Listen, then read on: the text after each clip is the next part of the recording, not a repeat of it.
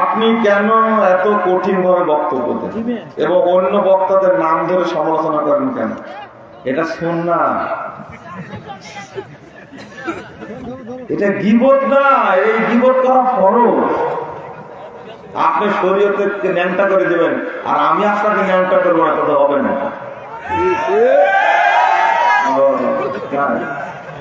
আপনি শরীয়তের পিছনে লাগলেন কেন? কোরআন হাদিস নাই? কোরআন হাদিস নাই? আছে।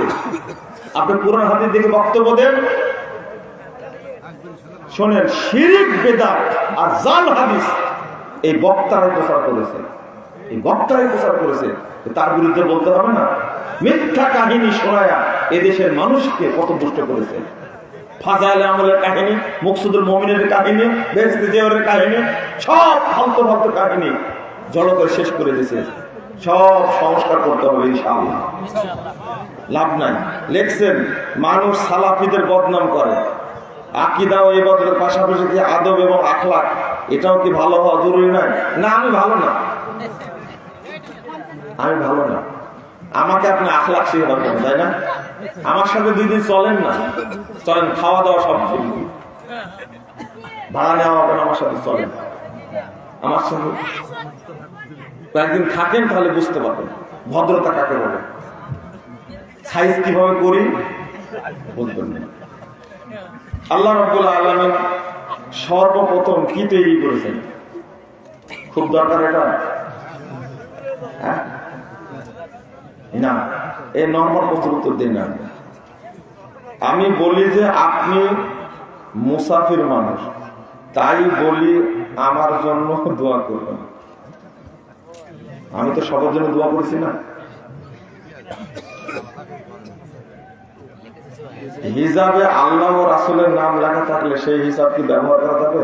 না, ব্যবহার করা যাবে না, পুরা ফেলবে। কি বলবেন? আর ওই যে মরা মানুষকে ঢাকার সময় যে কাপড়ে আয়াতুল কুরসি লিখে রাখছে না, আয়াতুল কুরসি লিখে রাখছেন না, ওটা পুরাই দিতে হবে। ওর তো না আয়াতুল কুরসি লেখা তো, কিন্তু একটা ঢাকি যে দেওয়া হয়, এমনি ঢাকা হয়। এটা মেয়ে মানুষ, আবার 8টা চাদর দিয়ে ঢাকা হয়, সাদা কাপড় এমনি একটা ঢাকলেই হবে।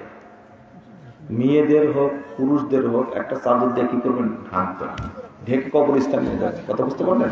কিন্তু ওই কাপড়টাতে আয়াতুল কুরসি লেখা যাবে। কাপড় দিয়ে খাটে শোয়াইছে, সেই খাটের উপরে একটা আবার কাপড় দিয়ে, কোনো সমস্যা নেই। আচ্ছা, সেটি নামাজের তেলাওয়াতে ভুল হলে কি নামাজ হবে? কেমন ভুল সেটা দেখেন, আয়াত ছুটে গেছে এরকম ভুল, না আয়াত পড়তে গিয়ে এমন ভুল করেছেন যে অর্থ চেঞ্জ হয়ে গেছে, এইরকম হলে সালাত হবে না। আর আয়াত ছুটে গেছে, সুসেদাও লাগবে না, কোনো সমস্যা নেই। অজু ভঙ্গের কারণ কয়টি ও কি? অজু ভঙ্গের কারণ 6টি। অজু ভঙ্গ করেন কারণ 6টি। একটা হলো হাত ধোয়া, মুখ ধোয়া, আর একটা হলো কান সহ মাথা মাথা করা। ভাষাটা বলবেন কি? কান সহ মাথা মাথা করা, পা ধোয়া। অজু ভঙ্গের কারণ কি লিখলেন আপনি? কি কারণে অজুটা ভঙ্গ হয়? 2 রাস্তা দিয়ে বের যাওয়া হবে, কিছু বের হলে অজু ভঙ্গ হয়ে যাবে। এটা হলো 1 নম্বর কারণ। কিন্তু আরো ভঙ্গের কারণগুলো আছে, আরো ভঙ্গের কারণ আছে কিছু।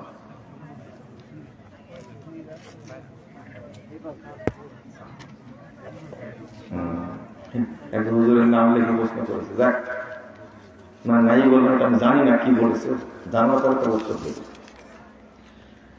অনেক কি লিখছে? ডাক্তার নাকি? ডাক্তার, গ্রাম্য ডাক্তার, ডাক্তার, ফার্মেসি ওয়ালা, হাসপাতাল, ডায়াগনস্টিক সেন্টারে রোগী পরিচয় টেস্ট পার্সেন্টেজ খায়, কমিশন খায়, যে 30%, 40%, সবই হারাম। একটু খেলে সমস্যা, সবই তো হারাম খাই, তাই না? না না, পার্সেন্টেজ খাওয়া যাবে না। ইউটিউব চ্যানেলে ইসলামিক ওয়াজের ভিডিও দিয়ে গুগলে অ্যাডসেন্সের মাধ্যমে যে টাকা ইনকাম করা হয়, মানে হালাল করার চিন্তা ভাবনা করছেন? ইউটিউবে ভিডিও দিয়ে, যে নোংরা ভিডিও দিয়ে ব্যবসা করেন আপনি, হারাম, একবার পুরোটাই হারাম। বাচ্চা জন্মের সময় 7 দিনের মধ্যে আকিকা করা না হলে পরবর্তী বিধান কি? কেউ বলেছে করা যাবে, 7 দিনের পরে আকিকা দেওয়ার কথা পাওয়া যায় না। কোনো কারণে দিতে পারেনি, অসম্ভব ছিল, ছেলেটা অসুস্থ ছিল, দিতে পারেনি, দিতে পারে, কিন্তু সামর্থ্য নাই বা দেয়নি, এটা করবেন না, তার দেওয়া লাগবে না। তারেক মনোয়ার সাহেব বলেছেন আকীদা ও মানহাজ কোরআন হাদিসের কোথাও নাই। এটা তো আগেই বলেছি, এটা তো আগেই বলেছেন। মসজিদের নামে জমি দান করার পর প্রভাব দেখালে তার পরিণাম কি? 2 পক্ষ আসেন আমার কাছে, 2 পক্ষ আসেন। আপনি এক মাহফিলে বলেছেন এক বক্তাকে ইসাল্লুনা আলান নবী এর অর্থ করতে বলেছিলেন, সে ব্যাপারে সে পারে না। এখন সে সমাজের লোকদেরকে বলে মুজাফফর অহংকারী।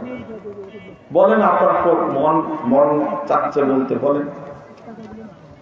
আমি তো আপনার আলেম না, আপনার সাধারণ জানতে চিনি না। আমি বলেছি যে সাল্লাল্লাহু আলাইহি নবী অর্থটা করেন, তো আপনাকে তো বাধ্য করিনি, আপনাকে বাধ্য করিনি, নর্মাল ভাবে বলেছি। যারা বলতে পারে না, অনুবাদটা ভুল করে, কি করে?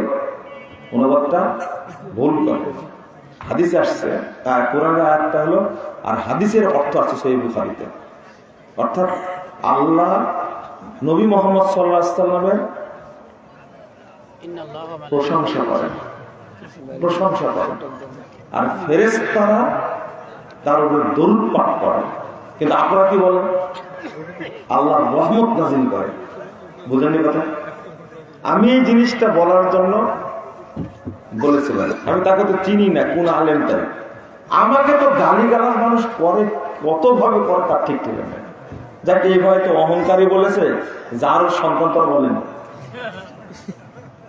তাই না? অহংকারী বলেছেন, যদি আমি অহংকারী না হই তাহলে কি হবে? না না না, সে অহংকারী বলবো কেন? এই বিচারটা কিন্তু আপনাকে নিতে হবে।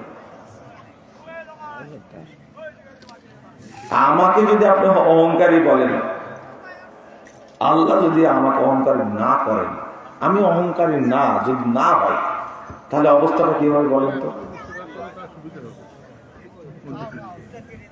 আপনারা অভিযোগ দিচ্ছেন আমি নাকি সব জানি। আমি কোনোদিন বলিনি কোথাও আমি বেশি জানি, আর আমি আমার নিজের কথা বলতে গিয়ে কোনোদিন পরিচয় দিতে কারো কাছে। আমাকে আজকেও জিজ্ঞেস করছে কোন জায়গায় দাঁড়ালাম, কোন জায়গায় দাঁড়ালাম যেন আজকে আসার পথে। তো বলছে যে আপনি কি মুজাফফরপুর বলছেন? আমি বললাম যে মানুষ বলে। জিজ্ঞেস করলাম, আমার ড্রাইভারকে জিজ্ঞেস করেন, আজকে মানুষ আমাকে বলে। তখন মুসাফা করল, জি আজকে একবারে এক বাজারে, ভরা বাজারের মধ্যে একটু দাঁড়াইছি, দেখে দৌড় দিয়ে এসে সালাম টালাম করে বলছে আপনি কি মুজাফফরপুর বলছেন? আমার তো মানুষ আমাকে বলে। তা আপনারা বলেন আমাকে, আমি কোনদিন বলেছি আমি মুজাফফরপুর বলছি? যাক, আল্লাহ যেন আমাদেরকে ইখলাসের সাথে কাজ করার তৌফিক দান করেন। আমিন। আপনারা শোনেন, আপনাদের কাছে বহুবার দোয়া চেয়েছি, বহুবার দোয়া চেয়েছি, আজকেও চাচ্ছি আপনারাও আমাদের জন্য দোয়া করবেন যে আল্লাহ যেন আমাদের দাওয়াত কবুল করে। কবুল না করলে আমাদের তো কিছু নেই, তাই না? আমি এটা বক্তব্য দিয়েছি, অনেক বক্তব্য আছে যে প্রধানমন্ত্রীর ঝাড়ুদার যদি তাকওয়া তার মধ্যে বেশি হয়, আল্লাহর কাছে সেই হলো উত্তম। আজকে এরকম ব্যক্তি এখানে আছে যে ব্যক্তি আমাদের সে অনেক উত্তম আল্লাহর কাছে থাকতে পারে না। এই জন্য আমাদের জন্য দোয়া করবেন, আল্লাহ যেন আমাদের দাওয়াত কবুল করে। কিসের অহংকারে ভাই? আজকে আসার পথে বললাম, একটা আমার ছাত্র, তার কাছে দোয়া চেয়েছে, আমরা বড় বিপদে আছি, দোয়া করে আমাদের জন্য, আল্লাহ যেন আমাদের খেদমত গুলো কবুল করে। যাক, আপনি আমাকে অহংকারী বলেছেন, আমি শুনলাম, আল্লাহ যেন আমাকে মাফ করে। সুর দিয়ে ইনিয়ে বিনিয়ে বক্তব্য দেওয়া কতটুকু শরীয়ত সম্মত? বক্তব্য তো 12টা বাজাইছেন আপনারা, তাই না? আলু কিনতে যায় সুর দেয় না, মাছ কিনতে যায় 1 কেজি মাছ দেওয়া আমাকে বলে, সব সুর কোন জায়গায়? সুর দিয়ে বক্তব্য দেওয়াটা পছন্দনীয়, এটা ঠিক না।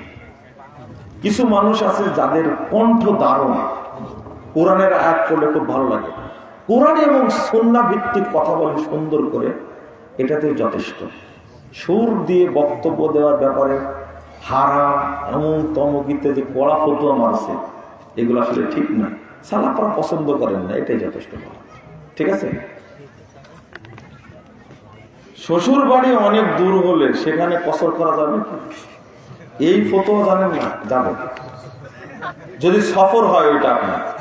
জমি বন্ধক নেওয়া বা দেওয়া সুদ হবে কি? কিভাবে দেন সেটা লেখেননি। মানে আপনার কাছে আমি জমি রাখলাম, আপনি আমাকে 50,000 টাকা দিলেন, এই টাকা যতদিন ফেরত না দেবেন ততদিন হারাম খাবেন, এটা এটা কি বলেছেন? এখন তাজা হারাম এটা। এই ফতোয়া জানেন না আজ পর্যন্ত? ফরজ সালাতের পরে হাত তুলে কতটুকু ক্ষতি? ওই যে বললাম কতটুকু ক্ষতি। সালাত পড়ে মুনাজাত মারি দিলেন, গোষ্ঠী শেষ, সারাদিন সিয়াম রাখছিলেন, এটা হলো ইবলিসের কাজ। সারাদিন সিয়াম রাখছিলেন, কিন্তু হুজুর বলে দিছে যে সূর্য ডুবলেও 4 মিনিট পরে করবেন। এটা কে শিখেছে? ইবলিস। আর একটা বলছে 1.5 মিনিট আছে, হুজুর মারি দিলেন তাড়াতাড়ি।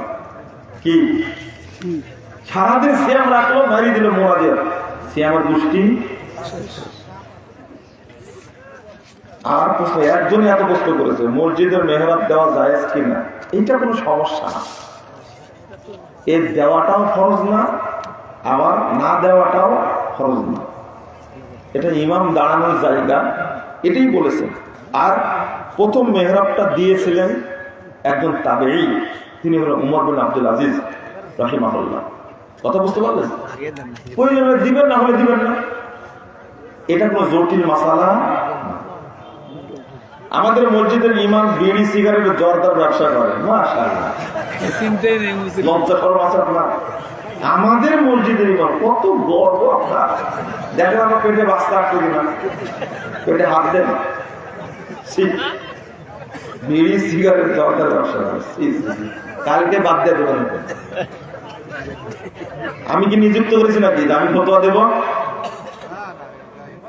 বাজে কাজের সাথে জড়িত যারা, তাদেরকে ইমাম নিয়োগ দিবেন না। বাবা যদি সম্পত্তির ছেলে মেয়ের অংশ মেয়েদেরকে না দিয়ে যদি ছেলেদেরকে লিখে দেয়, জাহান্নামে যাবে। গেছে জাহান্নামে, মরেনিতে যায় না, যাবে। একবারে ঠিক মতো বন্টন করবেন। আপনারা হজ করতে গেছিলেন, তাই না? ইবলিস হাসতে হাসতে দাঁতগুলো পড়ে গেছে আপনাকে দেখে, আপনাকে দেখে। মেয়েদের না দিয়ে ছেলেদের সব সম্পদ দিয়ে দিয়েছেন। আপনি কথা, আপনি নিজেই ইবলিস। এই কাজ করে। জমি জমা বন্ধক কিভাবে দিতে হবে দেখছেন, বুঝিয়ে বললেন। আগে যেটা ছিল ওইটা করেন, লিজ নেওয়া। 5 বছরের চুক্তিতে জমি দিয়েছেন, 5 বছর শেষ আমি জমি ফেরত পাবো, টাকা ফেরত নাই, একে বলে লিজ নেওয়া। এটা জায়েজ। এটা হারাম খাওয়া যেতে পারে, তুলে দিয়েছেন আপনার, তাই না? এটা উঠাই দিয়েছেন আপনার, তাই না? আবু তাহা আপনাদের কাছ থেকে এলেম নেওয়া যাবে? মারি দিলেন আবার। আচ্ছা, ওর এলেম আছে? এলেম কাকে কয়? এলেম কাকে কয়? আল্লাহ নবী বলেছেন, ইন্না মিন আশরাতিস সাআহ আইয়ুলতামাসাল ইলমু আনিল আসানিদ। যারা বিদআতীদের কাছ থেকে এলেম নেয়, এটা হলো ধ্বংসের লক্ষণ। কিসের? কিয়ামতের লক্ষণ। কিয়ামতের লক্ষণ নেওয়া যাবে না। বেদাতি বক্তার মাহফিলে তো যাওয়ার কথা।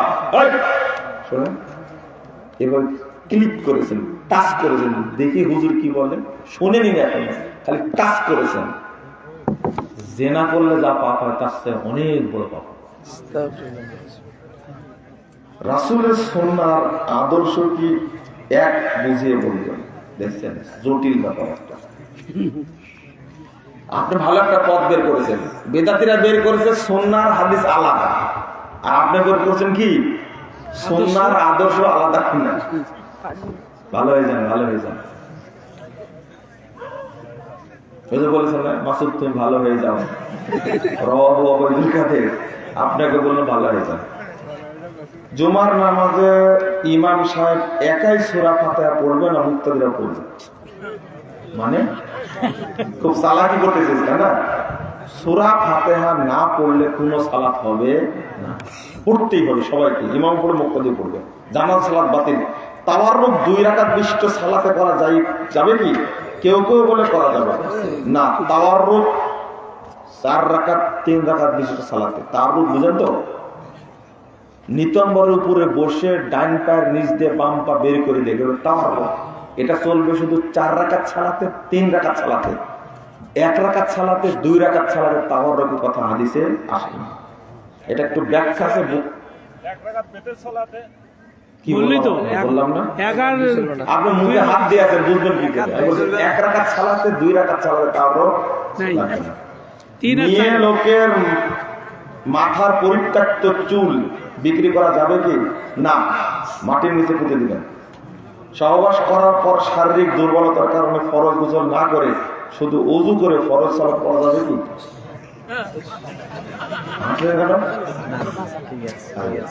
খুব গুরুত্বপূর্ণ মাসালা।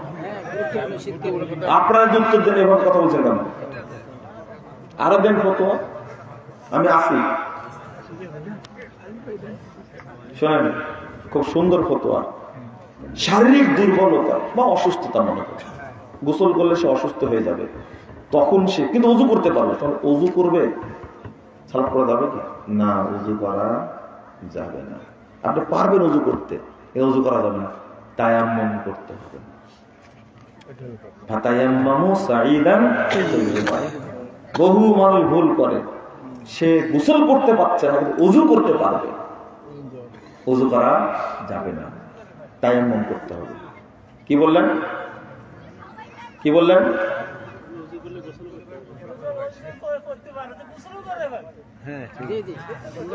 এই জন্য আপনার বাড়ি গাইবান্ধা, তাই না? শোনেন শোনেন, আর কোনদিন সারি মাসালা নিয়ে এভাবে কথা বলবেন না।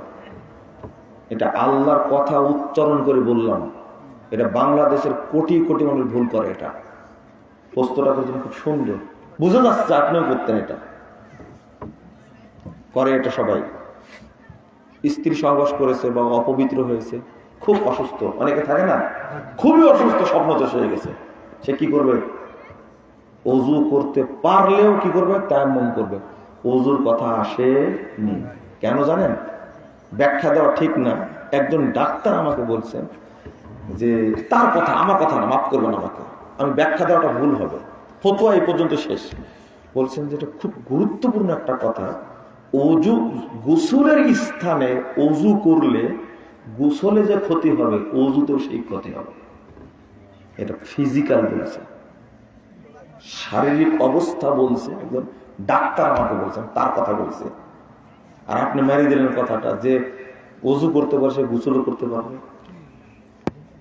আপনি পাটায় ধুতে পারেন না, তাই মোজা মাসা করেন, গোসল করুন আপনি। বুঝেন না কথা? উত্তর তো পেয়ে গেলেন না। হ্যাঁ, মোজা কেন পড়েছেন? প্রশ্ন করতে করতে ফেনা তুলে ফেলেন। মোজার উপরে মাসা করা যাবে, তাও সুতার মোজা না চামড়ার মোজা। আর বলছে কি যে ওযু করতে পারবে গোসলও করতে পারবে। কত তফাৎ! এগুলো যুক্তি দিয়ে যাবেন না। আপনি গোসল করতে পারবেন না, স্ত্রী সহবাস করেছেন, অসুস্থ হতে পারেন, অসুস্থতা বেড়ে যেতে পারে, আপনি সরাসরি তায়াম্মুম করবেন। এটাই হলো শরীয়ত। মনে থাকবে, যুক্তি দিয়ে কখনো বলবেন না যে আমি তো ওযু করতে পারবো, ওযু করবো। জি, বড় বড় আলেমের গোলামি আছে, তারা মাসালা জানে না, ও বুঝের উপরে, মানহাজের উপরে কর্তৃত্ব করতে চায়। মানহাজ বুঝে না যারা, তাদের সমস্যা। নামাজের মধ্যে কেউ সালাম দিলে তার উত্তর দেওয়া যাবে কি? আঙ্গুল উঁচু করবে।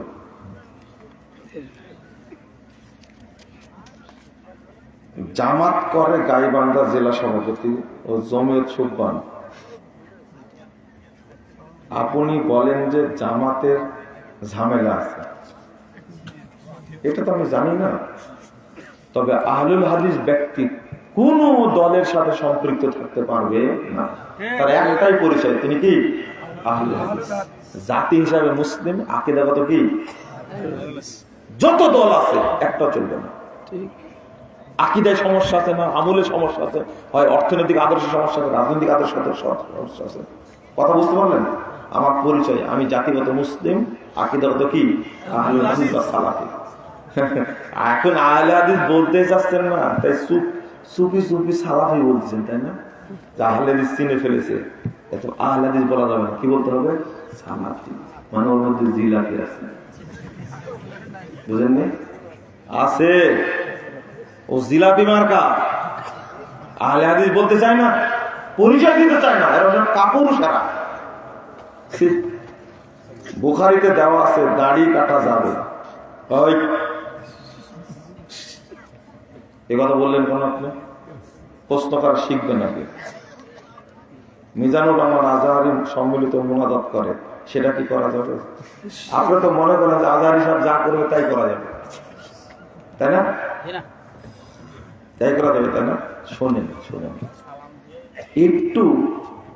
একটু থামেন, আপনারা থামেন, আপনারা থামেন, একটু থামেন, একটু থামেন একটু।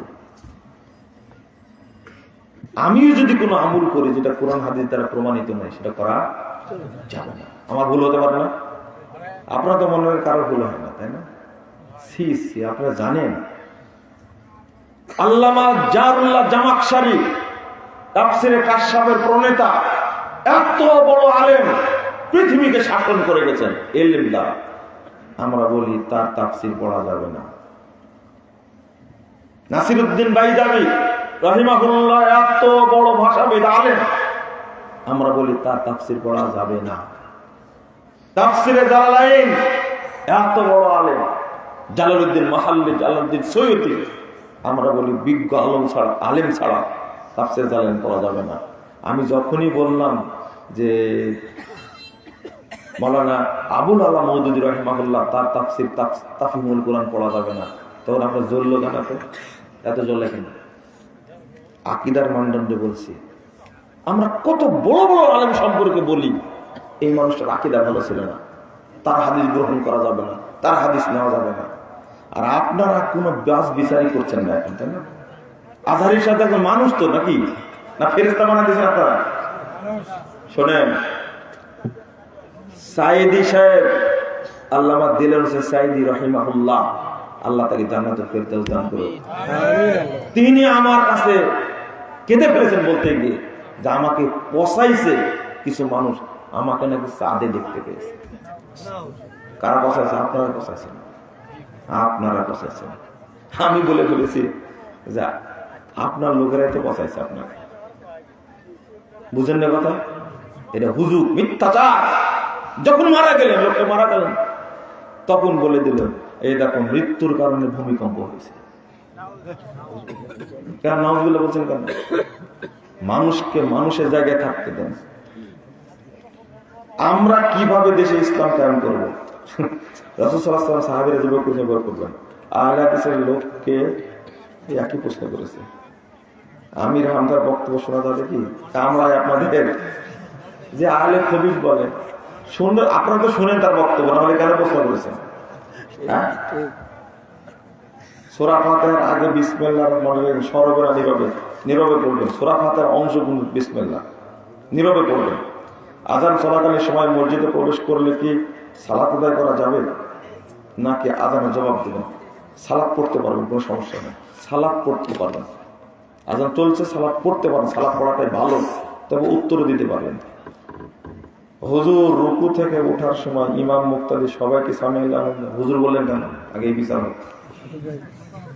হুজুর বললেন কেন? কতদিন শিখাইছি হুজুর হযরত মাওলানা, এটা বলা যাবে?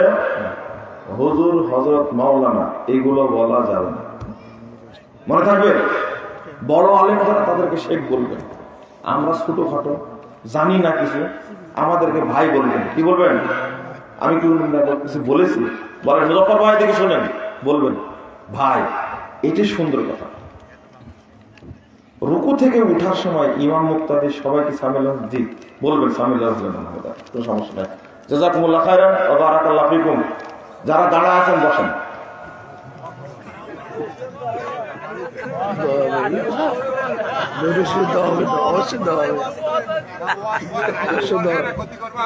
বসেন।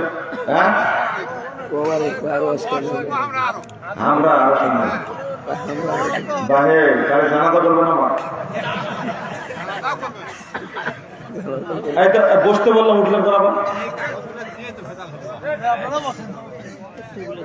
বসেন, এটা আদব। এই যে দোয়াটা করবেন এখন আপনারা, এটা মনে রাখবেন। কি না হক কথা কত সুন্দরভাবে শুনতেছি, তাই বলছি কত সুন্দর মানুষ শুনতেছে। এটা একটা কালো টুপিটা মাথায় দিয়েছে, কেমন লাগে বলেন তো দেখি। হ্যাঁ আমি আজকে টাকা দিব 100।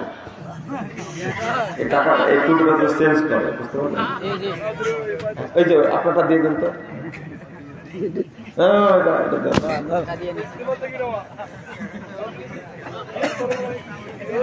টাকা দেবো তো আমি বলেছি।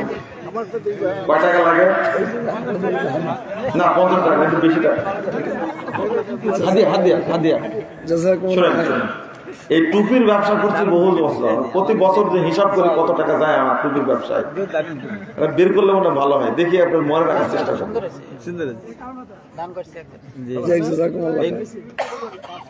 আমি বলি হ্যাঁ এরকম কি ব্যবহার করবেন? ওই যে ওনার মাথায় আছে না, এইগুলো ব্যবহার করবেন, ঠিক আছে? আমি আপনাদের কাছে যে কথা বললাম মানার চেষ্টা করবেন ইনশাআল্লাহ। আল্লাহ তুমি আমাদের কবুল করে নাও, আমিন। বলেন সুবহানাকা আল্লাহুম্মা ওয়া বিহামদিকা আশহাদু আল্লা ইলাহা ইল্লা আনতা আস্তাগফিরুকা ওয়া আতুবু ইলাইকা। আসসালামু আলাইকুম ওয়া রাহমাতুল্লাহি ওয়া বারাকাতুহু।